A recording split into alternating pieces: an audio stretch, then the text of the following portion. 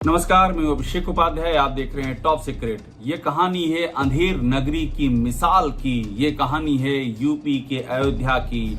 अयोध्या यानी कि सत्य की नगरी, न्याय की नगरी, धर्म की नगरी। लेकिन वहां पर ऐसा धर्म हुआ है जिसकी कल्पना भी नहीं की जा सकती है। जिस कहानी को सुनकर के खुद यूपी के डिप्टी सीएम ब्रजेश पाठक भी दंग रह गए। आप भी सुनेंगे तो आपके पैरों तले जमीन खिसक जाएगी।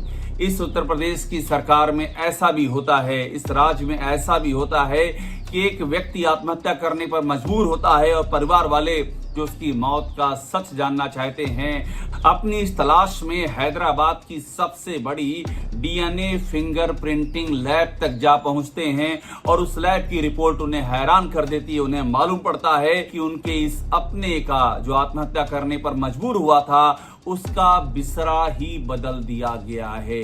ये रिपोर्ट हैदराबाद की जो टॉप लैब है डीएनए फिंगरप्रिंटिंग की, ये उसकी जांच में सामने आता है कि मृतक का बिसरा ही बदल दिया गया।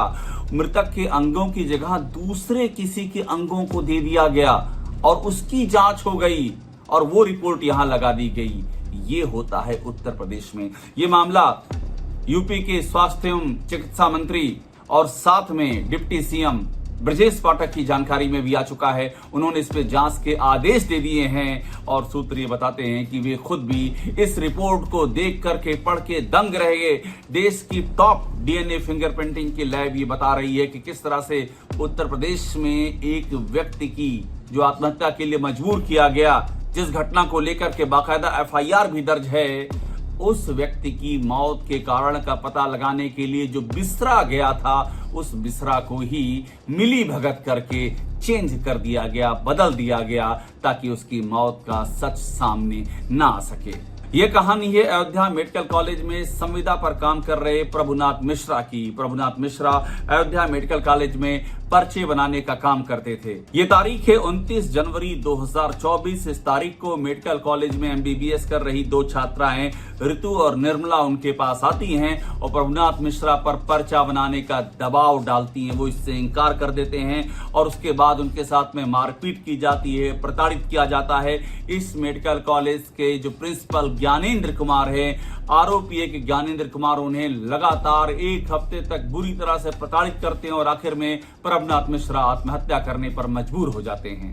प्रभुनाथ के परिवार वाले आरोप लगाते हैं कि उनकी हत्या के सच को दबाने की शुरू से ही कोशिश की जाती है और इसके केंद्र में होते हैं अयोध्या मेडिकल कॉलेज के तत्कालीन प्राचार्य ज्ञानेंद्र कुमार। आरोप है कि ज्ञानेंद्र कुमार प्रभुनाथ के पर्चे में अल्कोहलिक लिखवा देते हैं, यानी कि शराब पीने का आदी लिखवा देते हैं। इतना ही नहीं, इलाज में भी घोर लापरवाही की जाती है। इसके बाद प्रभुनाथ को आन फानन में लखनऊ के राम मनोहर लोहिया में ले जाया जाता है, जहां उनकी मौत हो जाती है। अंधेर गर्दी की एक और मिसाल देखिए। प्रभुनाथ के घर वालों का आरोप है कि उन्हें जीते जी तो प्रताड़ित किया ही गया और उनकी मौत के बाद बैक डेट में उन्हीं के खिलाफ एफआईआर भी दर्ज करा दी गई।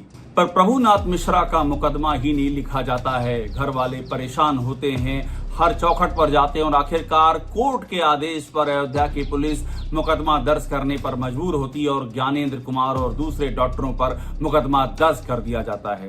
प्रभुनाथ मिश्रा के पिता मुख्यमंत्री योगी आदित्यनाथ से गुहार लगाते हैं। वो प्रमुख सचिव चिकित्सा पार्थसारथी सेन शर्मा से गुहार लगाते हैं, मगर उनकी कोई सुनवाई नहीं होती है। क्योंकि पोस्टमार्टम में प्रभुनाथ मिश्रा की मौत का कारण स्पष्ट नहीं हो पाया था, ऐसे में प्रभुनाथ मिश्रा के परिवार की इकलौती उम्मीद बचती है बिसरा रिपोर्ट की। अगर बिसरा रिपोर्ट सामने आएगी तो मौत का कारण सामने आएगा, मगर बिसरा रिपोर्ट में भी जहर की पुष्टि नहीं होती है। इसके बाद परिवार वाले मेडिको लीगल परीक्षण कराते हैं और जिसमें कि जहर की संभावना से इनकार नहीं किया जाता है। अब चूंकि बिसरा रिपोर्ट एक बात कह रही थी, मेडिकल लीगल परीक्षण दूसरी बात कह रहा था, इसलिए घर वालों का माथा चकरा जाता है। घर वाले लखनऊ पुलिस को प्रार्थना पत्र देते हैं कि बिसरा में जो अंग संरक्षित हैं, उनको देश की जो टॉप लैब मानी जाती है हैदराबाद की CDFD यानी कि centre for DNA fingerprinting and diagnostic, वहां पर परीक्षण के लिए भेजा जाए। लखनऊ पुलिस बाकायदा वीडियोग्राफी करके माता पिता का ब्लड सैंपल लेकर के उसे डीएनए की मैचिंग के लिए CDFD हैदराबाद भेजती है। 27 मार्च 2025 को CDFD इस डीएनए मैचिंग की रिपोर्ट जारी करता है। ये रिपोर्ट 12 अप्रैल 2025 को प्रभुनाथ मिश्रा के परिजनों को सौंप दी जाती है। ये रिपोर्ट देख करके वो दंग रह जाते हैं। रिपोर्ट में साफ लिखा होता है कि डीएनए ही मैच नहीं होता है। इसे आसान भाषा में यूं समझिए कि मृतक प्रभुनाथ मिश्रा के अंगों का डीएनए उनके माता पिता से मैच ही नहीं होता है। मिश्रा रिपोर्ट में साफ पाया जाता है कि मृतक प्रभुनाथ मिश्रा के अंगों का उनके माता पिता के अंगों से कहीं कोई रिश्ता नहीं पाया जाता है। इसे और भी आसान भाषा में समझें तो मिश्रा रिपोर्ट ये बताती है कि मृतक प्रभुनाथ मिश्रा का बिसरा ही चेंज कर दिया गया।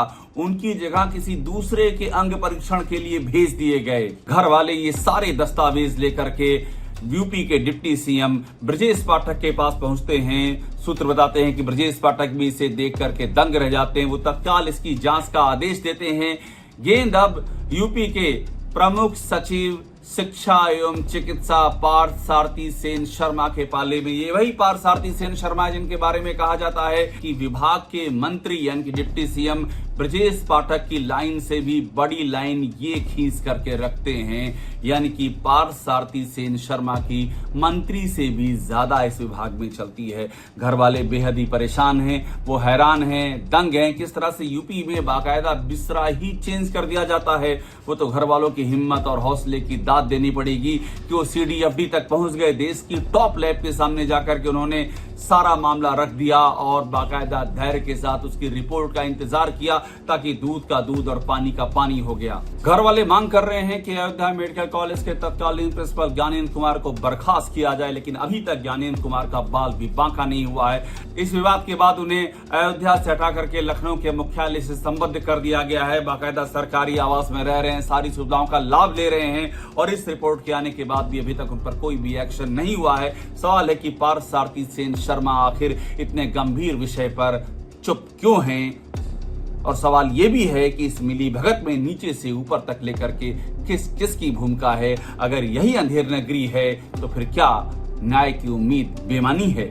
टॉप सीक्रेट को देखते रहिए, लाइक कीजिए, सब्सक्राइब कीजिए। इस मामले से जुड़े हुए तमाम पहलू आपको सामने रखेंगे और यहाँ पर आपको वो सारी खबरें मिलेंगी जो आपको और कहीं नहीं मिलेंगी, सिर्फ यहीं मिलेंगी।